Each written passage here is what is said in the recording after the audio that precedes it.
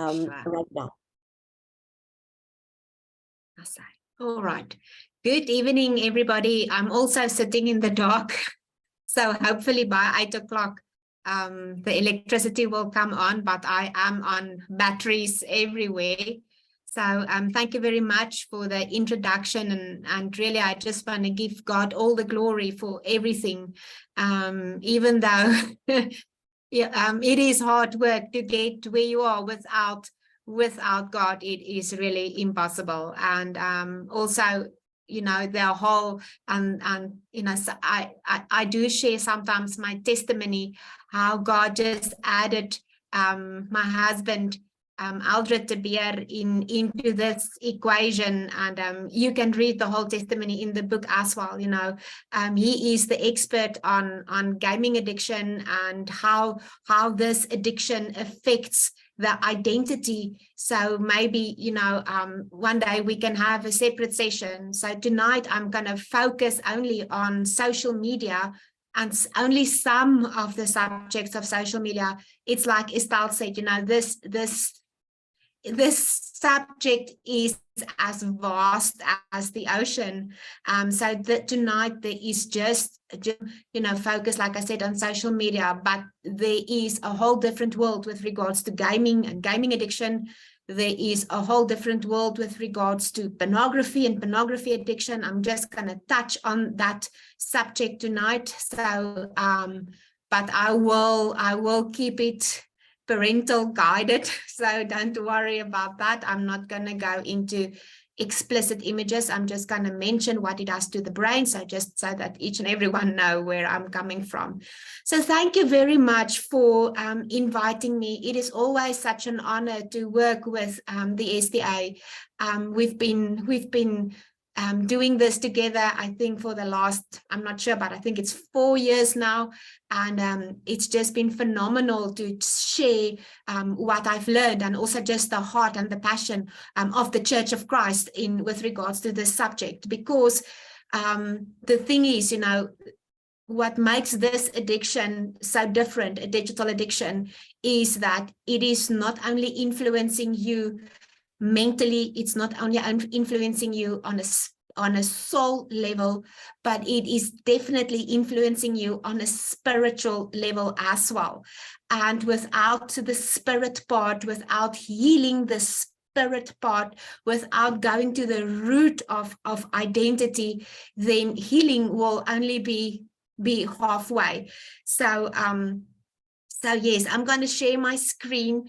At the end of the presentation, I will give my contact details as well. So if some of you need the PowerPoint, I will be glad to email you the PowerPoint presentation, because my heart is to get this word out. God really, really showed me that this is, that in the end times, it is an absolute, it is just a, what's the Engels? It is a major attack. That's the word. It's a major attack from the enemy, especially the Antichrist spirit. So it is the Antichrist spirit, you know, working through social media and working through gaming, working through pornography, to just capture this whole generation of children.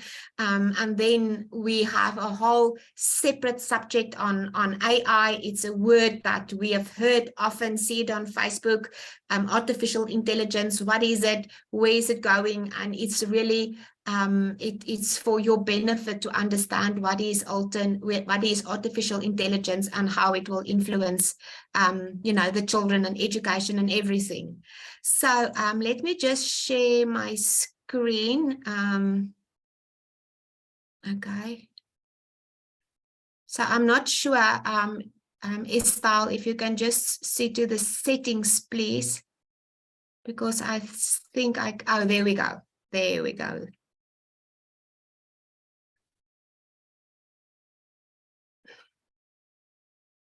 Just want to move this light. All right. Oh, we thumbs up with screen sharing. Can everybody see my screen? Yes. All right. Fabulous. Yes. Okay, so we're gonna run through this presentation. So no.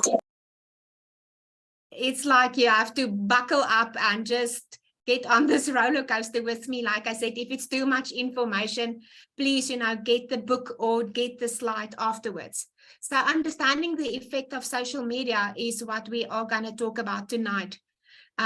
So we have to understand, how children today, what we call them the digital natives, is quite different from how we grow up. So the nature of modern childhood. So my first question is, what has changed digitally? And it has changed a lot. So a lot of the older generation, I will think me maybe and older, most of us use the cell phone and the tablets and the computers for what it is basically created for. Most of us use our phones for communication and for email and, for getting in contact and GPS and Google. But the digital natives use their cell phone for something completely different.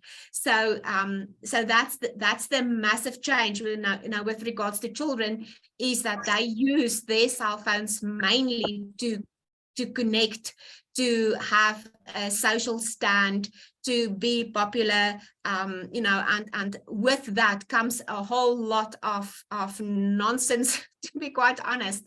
A very interesting thing is that if, for example, if you had to put a new pill on the market and within a year or within a couple of years, everybody who uses this new pill are having symptoms of severe depression and anxiety, and 30% of the people using this pill is committing suicide, they will scrap this pill from the market like immediately. So this is currently where we are. South Africa is standing at the most addictive nation in the world. They have done a study with 42 countries worldwide, and South Africa is #1 in the world with an average screen time of 10 hours and 40 minutes a day. So there's a lot of questions raised because of that. Why are we so digitally addicted? And I think one of the massive reasons why we are so digitally addicted is that we have uninformed parents. The other day I was talking to a lady, and she said to me, her child is 3 years old and her child is completely addicted to the screen. So to the point where if you take the phone away, she gets a complete meltdown, and the mother said to me is that because a lot of the South Africans, grew up in a very, very poor, very underprivileged era. They give their children what they never had, and they try to give their children what they never had, and I can understand that. But the problem is, most of these parents are completely unaware of the risks and the dangers, especially with regards to social media. So my second question is what has not changed? So a lot of things with regards to children and growing up and raising children have not changed. That scripture that says that being the child in his natural bent, and when he's older, he will not depart from that. So discipline have not changed, and boundaries have not changed. There's a lot of things that have not changed, and we should go back to basic with regards to that. How can schools work together with parents, children, and communities? So obviously it cannot only be the church responsibility or only the school's responsibility. It must be a combined effort from everybody, to help navigate our children in this digital world. And an interesting thing, for me is that a lot of the technology to protect children from overexposure, to protect children from exposure to pornography, to protect children from excessive screen time, those technologies already exist. But obviously it's all about the money, and unfortunately the more children is connected and sharing and being online a lot, it is all about the money, unfortunately.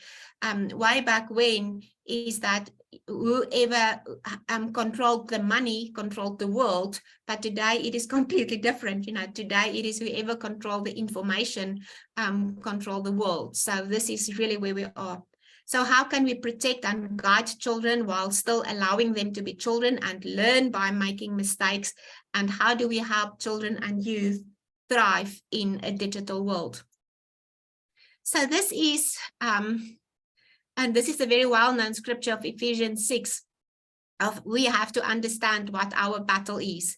And our battle really, especially during the times and seasons that we are, God explicitly said in his word, is that we must be able, like the sons of Issachar, to read the signs and to read the seasons. And this is really, we must understand that this battle is for the soul of our children, and we are wrestling against these principalities, these rulers, against these cosmic powers, these present darkness, against these spiritual forces in heavenly places. So yes, we have to take up the whole armor of God that you may be able to withstand in this evil day. But my biggest problem is, and it's not only with parents and teachers, but it's even with psychologists, and it is with medical practitioners, is that they do not understand really what this impact is of overexposure to our screens.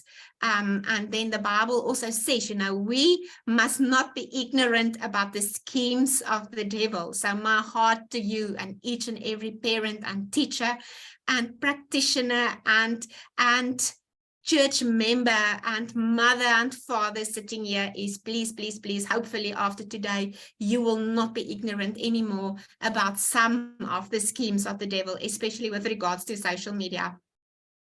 So one major thing that social media does get right is to isolate the children.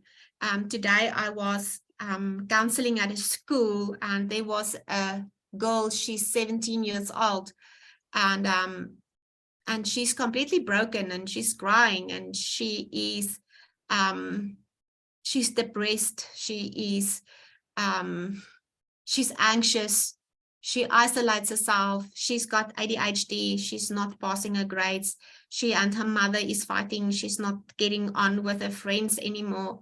And she was crying to me, and she said, please help me, I want to homeschool.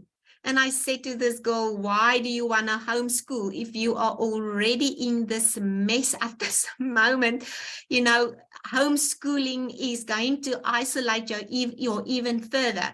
And Proverbs 18:1 explains it so beautifully, where it says, whoever isolates himself seeks his own desire. He breaks out against all sound judgment. And this book, Alone Together, of Sherry Turkle, she states, we are lonely, but we are fearful of intimacy. Digital connections and the sociable robot might offer the illusion of companionship without the demands of friendship. And this girl today was especially in this place. Our networked life allows us to hide from each other, even as we are tethered to each other. We'd rather text than talk. And then she continues, she said, we expect more from technology and less from each other. And whenever we expect less of each other, we inevitably drift further and further from each other, leaving us isolated and lonely. And this is really something that I also see in the family unit, where, and I'm sure a lot of you have seen it, where you sit in a restaurant and watch people. I'm sure you like to watch people as well, because I like to just sit there and watch people. And in comes this beautiful family, and mom and dad and the sister and the brother, and they are pretty dressed, and they're gonna have a beautiful lunch or dinner together, and the moment they sit down, all of them take out their phones, and the children will go as far as to put on the cans or the earphones, and for the entire dinner or lunch, there will be zero communication between this family, and and the other day as well, when I was counseling a family where there is marital problems and there's rebellion in the home and children are rebellious, and I ask them, do you eat dinner together as a family? And they said no, they did not even have a dinner table. They sit in front of the TV for dinner.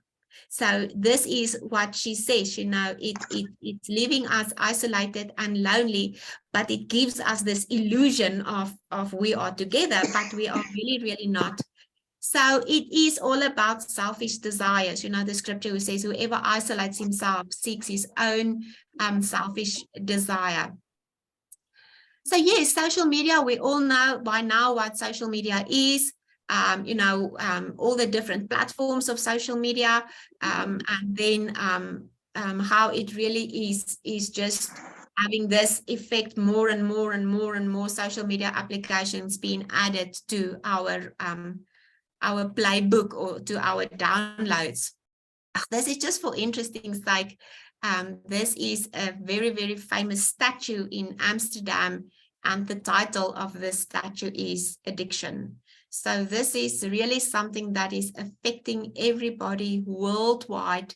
But like I said in the beginning, for some reason, South Africa is worse. They are the most addicted nation. So there is a massive dark side of social media currently that we are seeing. And I just want to say, that a lot of the information, not a lot, all the information that I'm giving you tonight is either scientifically proven, or it is part of my research. When I give you these facts, it's not something that I think out or think up or want to shock you with. This is really, really what science is currently saying and proving. So yes, so millennials are the most anxious generation currently that ever existed. Stress among young people are the highest in the last 80 years. We see that teenagers are currently in a depression epidemic, and that depression has raised with 70% over the last 25 years. And then eating disorders have doubled in the last 7 years, and something that I can add, and this is just personal experience, how self-harm and cutting has also exponentially increased the last couple of 2 years. So the negative effect of social media, and the thing is that social media can cause mental disorders. And the thing is about these mental disorders is that it can be diagnosed, but to restore these mental disorders is quite a journey, and I know, especially for the church, there is a massive movement saying that we do not want to medicate our children, but this is really what we see. When I was young and in school, and I'm sure a lot of you will agree with me, that is, a later generation, is that in school, when you were young, there were maybe 1 or 2 children that was on medication for anxiety or for ADHD. Yes. And nowadays, we see that almost 50% of children in a class is on some form of medication. Good work. This morning, I spoke to a mother, and her daughter is 9 years.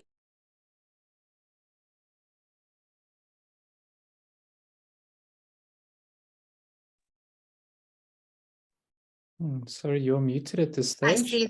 I see this. Somebody muted me. Okay, am I unmuted? Yes, you are. Okay, great.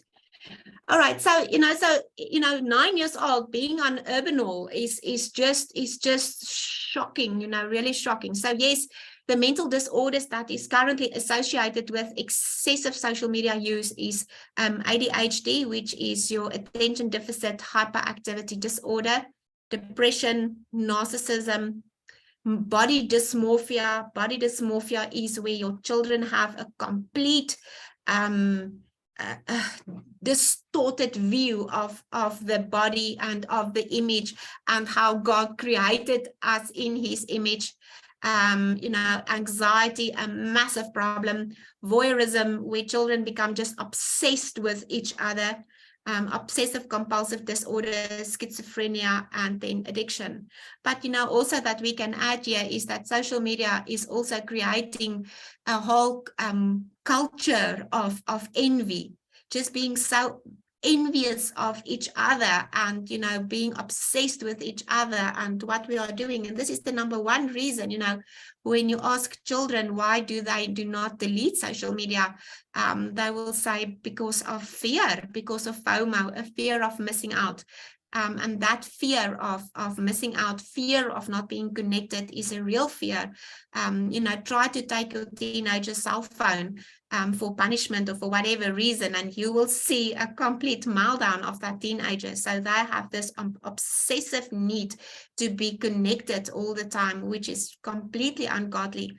Because God did create us for connection. It's true. When God created Adam in the Garden of Eden, he said, 6 times he said, it's good, it's good, it's good. And the 7th time God said, it is not good. The thing that was not good, it was not good for Adam to be alone.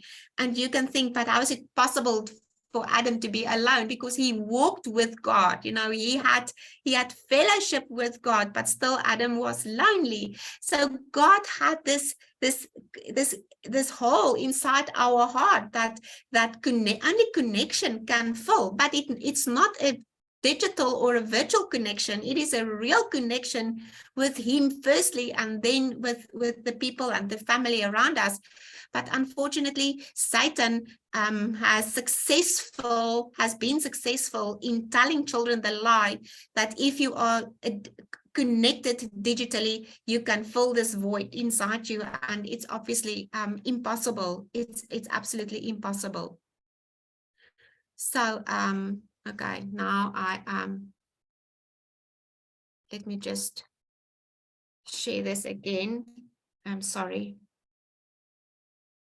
All right.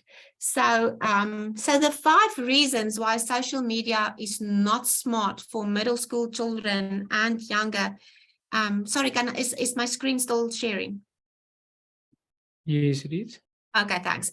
All right, so the minimum age that you understand that the minimum age of social media is 13 years old.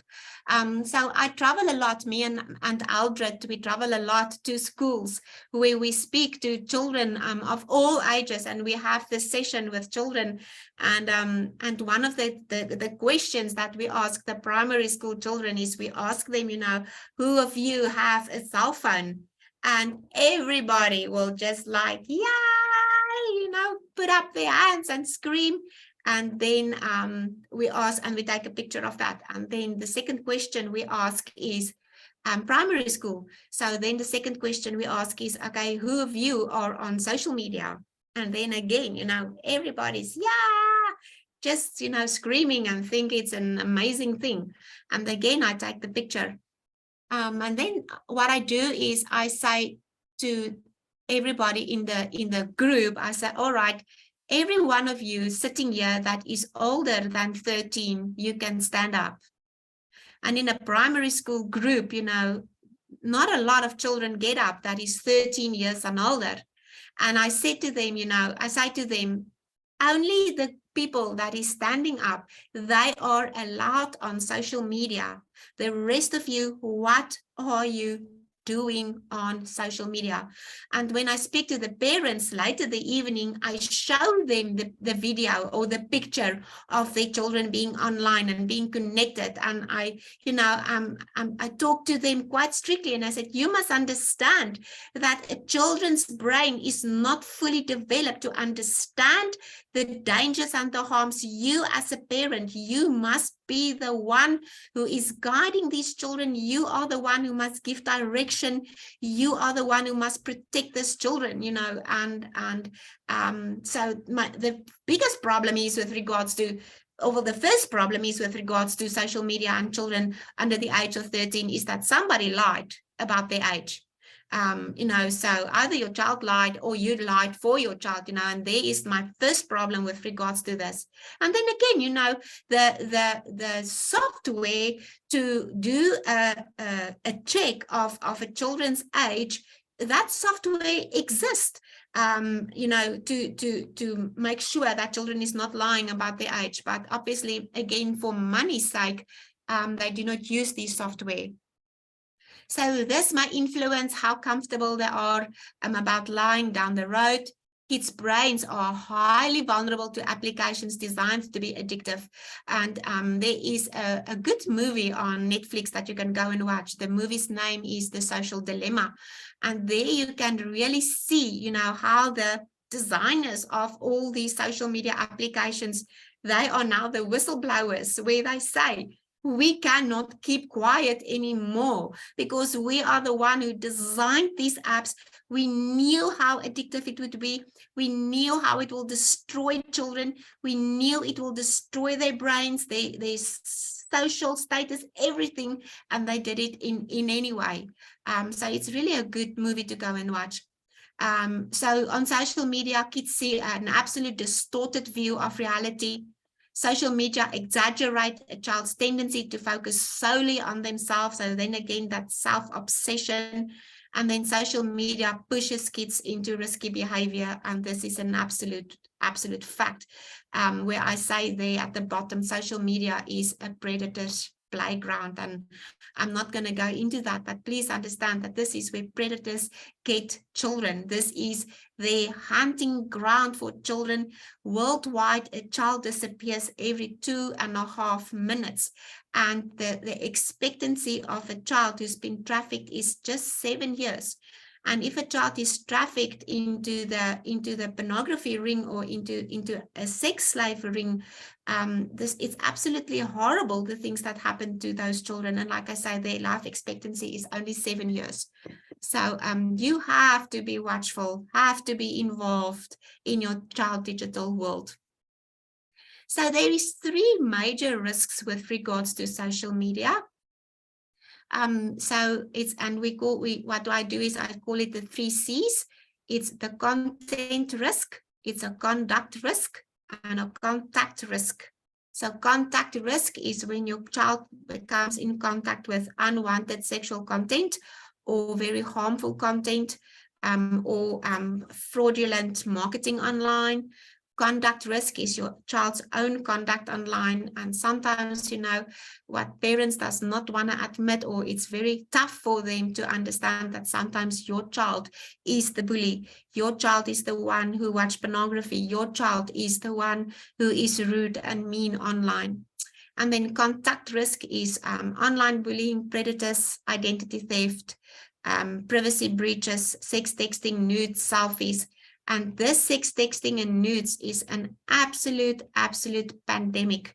It is totally out of proportion, where we have children as young as 9 who will share their nude picture with a complete stranger, you know, and when you ask them, why did you do it? The answer will be, but everybody is doing it, you know, it's normal. So their normal and our normal is absolutely worlds apart. And the thing is, you know, a lot of parents will say, yeah, but it is a Christian home. We teach our children these things. We pray with our children. Our children go to a Bible study group, and our children is going to church. And I must really say that the Bible also says very, very clearly is that the enemy comes to steal, kill, and destroy. And we should not think that because we teach our children these values, that the enemy will not come for our children. He will, you know, and he is an absolute predator just to destroy a child's life. And obviously the younger of an age he can do that, the easier it is to eventually interrupt that child completely. So there is basically 4 stresses that with regards to social media, and I'm going to run through them. The first stressor is the highlight reel, the social value, FOMO, and then online harassment. And I'm going to go through them one by one. Okay, so highlight reel says that what children post online, or not just children, what people in general post online is their highlights. And I see that for myself, when I travel, when I have a fancy dinner, when I have a speaking opportunity, this is the type of things that I post online. It's obviously my highlights. And this is the truth for everybody. But now this highlight reel, what it is doing, and even more now, it's not only that we post our highlights online, but now we have this fancy filters. So what is posted online is other people's highlights that is filtered and that it is edited.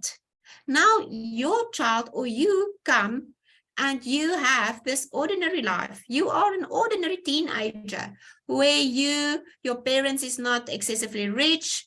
You do not go on these fancy holidays. You do not drive fancy cars. It's just an average middle income group. But now you see, when you are on social media, you see other people's highlights and fancy cars and fancy dinners and fancy clothes and Nike tackies and Guess handbags. And the thing that it does is immediately you start comparing yourself to other people, and eventually you will hate yourself, because you will become so discontent with who you are, with your parents, with your life, because of this highlight reel. And it is an absolute reality for children. So they get their social value online. And we talked about FOMO, the fear of missing out. And then also currently what is a massive problem in schools, Christian homes, Christian applications, is this thing of online harassment or cyberbullying. So cyberbullying, the definition of cyberbullying is it is the willful and repeated harm inflicted through the use of computers, cell phones, and other electronic devices. And I cannot stress more, about this, hurtful text, spreading rumors, making fun of others, posting or distributing private photos, copying personal information, and humiliating others, what the effect of this thing is on children, where I've been working with families where the children have committed suicide because of this, as young as 10 years old, committing suicide because of bullying. You must remember when we were young and there was a bully on the playground, we sorted each other out, in school or on the playground or in the hallways or in the classroom. And when you go home, the bully stays behind. So you have almost like a break for a day from this bully. But nowadays, with the bully being online, if you go home, the bully goes with you. The bully goes with you to bed. The bully is... So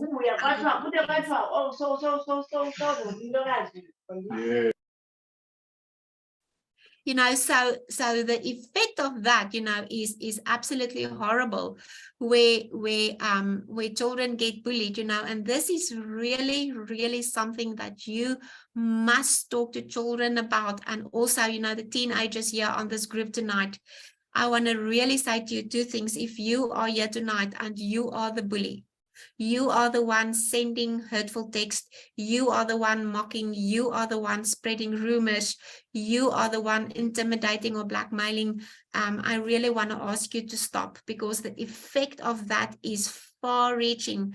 Like I say, where children get to the point where they rather want to commit suicide than continue in this world with the bully.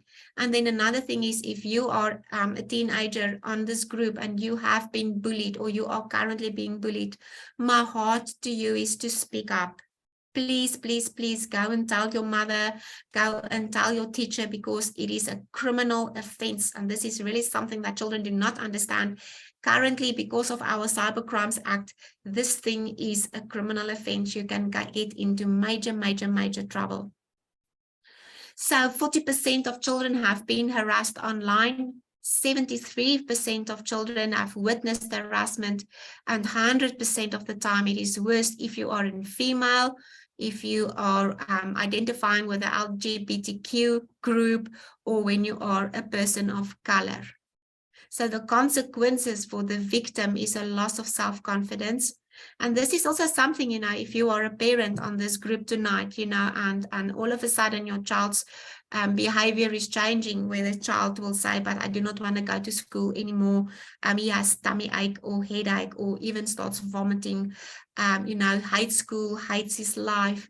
You know, when he's very secretive about his phone and about the WhatsApps and about the chats, complete withdrawal, you should investigate, you know, you should ask your child, listen, give me your phone. And as a rule, you know, if you have a child, you know, in your house, living under your roof, you're paying for the phone, you're paying for the data, you're paying for the Wi-Fi, you have a right to that phone, because technically it is not your child's phone, it's your phone. You are just borrowing your phone to your child. So there must be rules in place with regards to this, you know, and if they are not sticking to the rules, you must take the phone.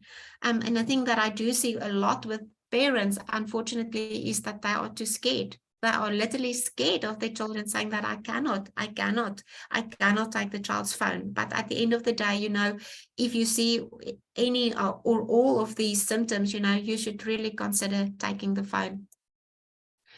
A massive problem, like I said, is the thing of sex texting, is when children send sexually explicit material through text messages or via their mobile phones.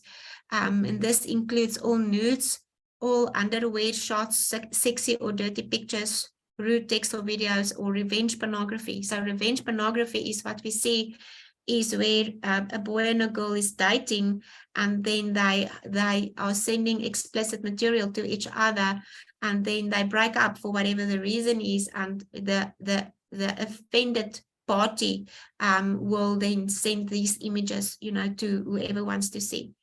And really, also, if you are a girl on this group and your boyfriend asks you for sexually explicit material or videos or sexy pictures, is that really, really, really, if that is the case, I really want to tell you that that man and that boyfriend or that boy does not care about you. He does not care about your heart. He's not protecting you. He's not protecting your body. He's not protecting your identity. And the moment a boyfriend is asking you, you know, or sending you these emojis, you must really, really reconsider the relationship. And also to the boys, you know, teenage boys, I really also want to tell you, you know, because this is something that I see, is that you collect these images from girls as a form of trophy. And it gives you street credit. The more of these images you have, the more street credit you have. And I know for a fact that you do not keep these images for yourself. And you shouldn't, you know, because the massive thing is, and this is really that I want to tell you. So the Cyber Crimes Act says that if you are under the age of 18 and you are taking nudes or having nudes or semi-sexy pictures of or underwear shots on your phone, and you sending it to a friend or to your boyfriend or girlfriend, according to the law, you are manufacturing child pornography, you are in possession of child pornography, and you are spreading child pornography. And this is true, your criminal capacity is 14 years of age, and for some cases it was as young as 12. This means if you are 14 years and you have done this, a court can decide that you are old enough to stand trial as an adult, and you can be sentenced to prison. If the phone is on your mother or your father's name, you can be fined for up to 50,000 rand per image. So this is really, really, really a massive criminal act, and you should not be part of this. So all of these, the civil capacity starts at 7, all defamation, privacy, harassment, damages. So even the bullying, cyberbullying online, sending rumors, whether that rumor is true or not, you should really, really, really be careful of what you are doing. And what I tell children a lot is that you should run everything that you text and send through the billboard rule. So the billboard rule is stating that if you are sending a text or an image and you cannot post that message or that image or that video on a billboard for everybody to see, then don't do it. If it cannot be posted on a billboard, then delete it and type something else or stop sending it. Even if you are on a group, say for example, you are on a group, but you are not the one bullying, but there is bullying going on the group, and you do not state on that group that you do not agree with the bullying, and you do not want to be part of this bullying, and that person that's been bullied get hurt or commit suicide, you will also be criminally liable, because you did not say explicitly on the group, I do not want to be part of this. So if you are in a group and somebody's being bullied on the group, you should leave that group, but do not delete the proof. You keep the proof, but say on the group, I am not part of this, I do not agree with this, leave the group, but keep the proof of the bullying. And it really happened, to a girl. She's 12 years old, and she was at a party, and it was just actually a funny party. It was a pajama party, and there was just girls at the party, and they were silly and they were having fun. And at some stage, they took a picture of a girl, she's 12, of her flashing, but there was no sexual intent. It was just having fun and being silly. But the next day, this girl, that picture of her flashing was spreading throughout the school, and it started on a WhatsApp group. And that girl, aged 12, she committed suicide. And actually, her sister found her hanging in the closet. And when I talked to the girls who was on this group, and spreading this picture of her, I asked them, why did you do this? If you see that it was hurting her, why did you continue doing it? And every single one said, ma'am, it was just a joke. We didn't mean it. And obviously, if everybody is not laughing, and if it's not funny for everybody, then please do not be part of it. So you as a parent, and I do get this often, where children ask, or parents ask, but how can I then protect my child against bullying or pedophiles and shame without being a cyber spy? And also again, the parents ask, but are you invading your child's privacy when you monitor their screen time? And should you as a parent know the password of your child's phone? And the answer is an absolute yes. There should be no such thing as your child having a password on their phone, and you as a parent does not know what that password is. And you must also go and check that sometimes there is a separate password on WhatsApp. And my question that I always ask is, if you have this passwords and you are so secretive about your phone, what are you hiding? Also, when there is a separate profile with a fake name, again, my question is why? Why do you have a separate profile with a fake name if you do not want other people to understand or to know what your identity is? So you as a parent, you should really not see yourself as a cyber spy. When you monitor the child's screen time, you must monitor your child. You must monitor what they are doing. You must check their messages. You must have an application on their phone, not to spy on them. And you must explain it to them as well. And the best way to explain it to them is that you are not spying on them. You are like a watchdog. You are like a guard, and you are just guarding their heart. And whatever comes through the phone and through social media, I am this watchdog. So I am protecting you first, and I am protecting your heart. And if I do not think that this content is good for you, I will block it. Not because I'm spying on you, because I really, really love you and I really want to protect you. And because you as a parent, you are responsible for your child's heart. You are responsible for what is going into their eye gates and the ear gates. You are the one who must be protecting the gates, and because you will be the one who is accountable one day in front of God, where God will ask you, but did you protect your child's gaze? Were you a watchdog and doing what you're supposed to do, and explain that to the children as well? So why should every parent monitor a child's internet activity? And this is what I need to tell to teenagers and the children on here as well. Your parents need to monitor you, because your parents need to protect you against all these things, against online predators, against bullying, against sex texting, against personal information, identity theft, to safeguard your reputation, with protect you against viruses and malware, and they need to limit your screen time. And then again, I ask this question often, and an application like Instagram or TikTok, for example, why cannot Instagram, if a child goes on Instagram or TikTok, say after 2 hours, just shut down the app? Automatically shut down the app. The other day, I was also counseling a girl, and she was admitted yesterday into a psychiatric hospital, 15 years old, with severe self-harm, depression, anxiety, self-hatred. She gets panic attacks, and her average screen time is 13 hours a day. 13 hours a day. And then my question is, when do you sleep? When do you study?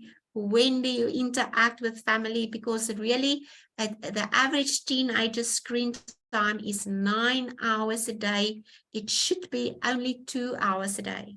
This is the maximum screen time for a teenager, 2 hours a day. For a primary school child, only 1 hour a day. And for a pre-primary, so age 0 to say 4 or 5 years old, 0 screen time. Really, you cannot give a 2-year-old or a 3-year-old a phone and think that this child is so brilliant because he can unlock the screen and go to YouTube and put on his video. It's criminal. I personally think it's criminal. So when a child has an interest in something, say for example, okay, it was monster trucks now at the arena, the F&B arena. So this young boy have an interest in monster trucks. Then go, oh, praise God, here is the electricity on now.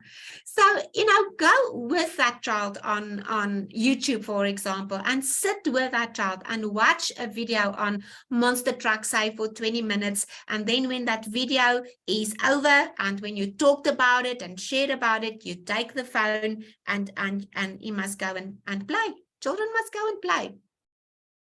So yes, TikTok, I'm running a bit out of time. So TikTok, I think this is probably personally the most hated application of all of them is TikTok. So the algorithms of TikTok in the different countries is different. For example, the algorithm of TikTok in China is for educational purposes, but the algorithm in South Africa, when your child is 13 years old and they sign up on a TikTok application, they within 30 days of signing up on TikTok, they get videos of self-harm, of eating disorders, and of suicide. Standard. So it's really the things on TikTok is unhealthy. It's not good. They get exposed to sexual content. They get exposed to predators. And I should not. If I can have it all over again, I will not allow TikTok at all. I just want to read you this case study. So Casey was a 13-year-old little girl that lived in small rural area, Arkansas. Casey was a 7th grade student where she was an honor student, so she was really a hard worker. Casey lived with her father, Rick, and one of her brothers, 19-year-old Tim. On December the 3rd, 2002, Casey was at home alone while her father, a police officer, was at work and her brother had gone to the college library. Tim returned to the home to find Casey missing. Casey's family knew that Casey would never leave the home without first contacting them, so they expect something to be wrong from the beginning. The family involved law enforcement immediately. A massive investigation involving the Arkansas State Police, FBI, and every law enforcement agency in Faulkner County led to the fact that Casey was abducted by an internet predator. The predator was posing as a 17-year from California, but he was in fact a 47-year-old man. Law enforcement moved quickly and did everything they could to bring Casey home safely. In less than 20 hours, they had a suspect vehicle and had located the predator and Casey. Casey was found in a van located inside a mini storage building in Conway, Arkansas. Casey had been shot in the head and her abductor shot himself when law enforcement officer arrived on the scene. Casey was abducted and murdered by an internet predator, someone that Casey thought was a friend. Internet predators are hiding behind your computer screen right now, waiting for the next victim. And we must understand, that internet predators are clever, they are patient, and they do have the technology on their side, to hide as somebody completely different. I'm going to show you the app just now. So another thing that makes TikTok quite dangerous is the TikTok challenges that we are currently seeing. Last week, I think I posted on my Facebook profile, last week, a boy 13 years old died of a Facebook challenge that you have to swallow a lot of cough syrup to let you hallucinate. And he drank too much cough syrup and he died. Another thing that we see, for example, is the skull breaker challenge. So the skull breaker challenge is where children will stand in a circle and they will take something very heavy. Like what I've seen is they take a shot put, that metal ball, and they will throw it in the air and they will stand in the circle like that to wait and see who will it hit, and the concussions and the brain damage because of this. Blackout challenge, where children suffocate each other to black out, and then when they black out, they gain consciousness again. There was last year a boy in a very prominent school here in Pretoria, where this boy died of the blackout challenge. So the concussion challenge, the cereal challenge, the bright eye challenge. Look at this challenge. It involves mixing bleach, hand sanitizer, jelly, and shaving cream into a bag. Then that lethal mixture go onto the user's eyeball for an entire minute. Afterwards, the mixture is supposed to make one's eyes look brighter, but obviously it doesn't work and children go blind because of this challenge. So a growing number of digital influencers have recently suffered severe skull breaker injuries, dry scoop injuries, because also a dry scoop challenge give heart attack, eating disorders. So this is really, really something that this girl, she's 10 years old. She also did the blackout challenge and she died. This is, like I said, the algorithms of TikTok, children finding harmful content, also Huggy Wuggy, also now even in YouTube Kids, children get exposed to this creature, severe nightmares, severe trauma actually about this. So this is also something that is currently now, it was recently released, what we call a teenage filter, and also obviously it is for predators when you can change into a teenager with just a filter. Son tricked into sending naked images to online predators. The father claimed a father has told of the stomach-churning moment he discovered WhatsApp messages revealing his young son had been groomed by online predators for almost 2 years. So that's why I said you must understand that a predator is a very, very, very patient person. The father, who cannot be named for legal reason, told the news station that his son was tricked into sending naked images to offenders in exchange for Xbox vouchers. So this is also something, the children here playing Fortnite. Please understand that Fortnite and Minecraft and Roblox is horrible, horrible, horrible games. It's so addictive. It was designed to be addictive, and there's no time to go into gaming addiction. Maybe, next time we can invite Aldred, and he can just maybe share on gaming addiction. So just some guidelines, and this is my last 3 slides, just to give you as parents some guidelines.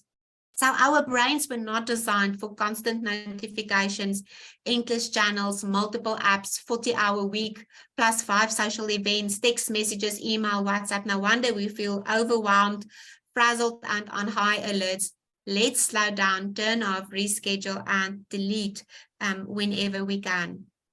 So the best resources that I can give to you as a parent that you have to go and check out for yourself is Common Sense Media, an amazing application where you say, for example, you buy a game, you buy Call of Duty, and there you can go and read, okay, what is the age restriction of Call of Duty, why it is bad, or TikTok or Fortnite, you know. So it's really a good website to go and check. Bark, a very, very good website also, but it's also the best monitoring app that you can install on your child's phone is Bark. And then if you have a pornography problem, then Protect Young Eyes is an amazing resource. There's nice books on there. There is resources that you can download. So go and check Protect Young Eyes. The best tracking app that you can put on your child's phone is Life 360. The best monitoring app is Bark, like I said, but Bark is paid for. But your parental control, free parental controls, if you do not want to pay for one, is Family Link or Screen Time, also excellent monitoring applications. So regular check-ins and conversation with your children about that are up to online. It is an absolute must. Best line of defense against all online harms. Be involved, be engaged, be aware, and be active parents. Also, you can watch 2.0, Childhood 2.0 on YouTube. Watch The Social Dilemma. Oh, and I haven't fixed that. I should have, sorry. And read The Social Dilemma. It is myself and Aldred's book that is available. Our book is, the cost is 350 Rand. For the book, I have stock of the book. I can post it to you to the nearest postnet if you are interested in the book. So obviously there it is much more advanced about all this information. And then have a cell phone contract with your child. You know, so before you give your child a phone, go and discuss the boundaries and what's allowed and what's not allowed, but also you know what the consequences will be. There is amazing cell phone contracts online that you can download. And then also an amazing tool that you can use is your router. So your Griffin router is probably the best router that you can have. A good router can prevent early accidental exposure to life-altering content. And please understand that pornography is really, really life-altering, brain-altering content. A good router can prevent secret devices from using your home's network. And that's another thing that children do. If you block their phone or you have an application or a tracking app on their phone, they have a separate phone. And then a good router can be an amazing digital trust teaching tool. Screen time guidelines again, so declared technology-free zones. I would really recommend that a bedroom is a technology-free zone. You should really not allow any Wi-Fi devices in the bedroom at all. When children are going to bed, when it's time for bed, they must hand in their phone. I will even go so far as to switch off the Wi-Fi router at night. No social media until 13. Monitor your child's screen time. Protect your child's privacy and identity online. So there you as a parent must also check what you post online. Say no to Snapchat and TikTok. So Snapchat, for those of you who is not sure what it is, so Snapchat is exactly like WhatsApp. It is just a communication app. But the difference between Snapchat and TikTok is the moment a snap is read, it disappears. So if you as a parent want to go back into Snapchat and to see what your child is talking about or what they are sharing, there is no chat history. And then again, my question is why? Why? You know, why don't you want me to understand what you are talking about? So I would say no to Snapchat. Set screen time limits and stick to it. Absolutely stick to it. In case of a smartphone anxiety, switch off your notifications. And for you as well, you know, if there is a lot of social media and emails and groups, and it's really making you anxious. Oh yeah, the load shedding is going again. So, you know, switch off the notifications. No password on phone that you do not know. Less than 200 friends on any application. No talking to strangers on any app or device. Turn off the location services on your child's phone. Make sure that the location is turned off on everything. Also on Telegram, for example, make sure that it's turned off. All social media accounts must be private.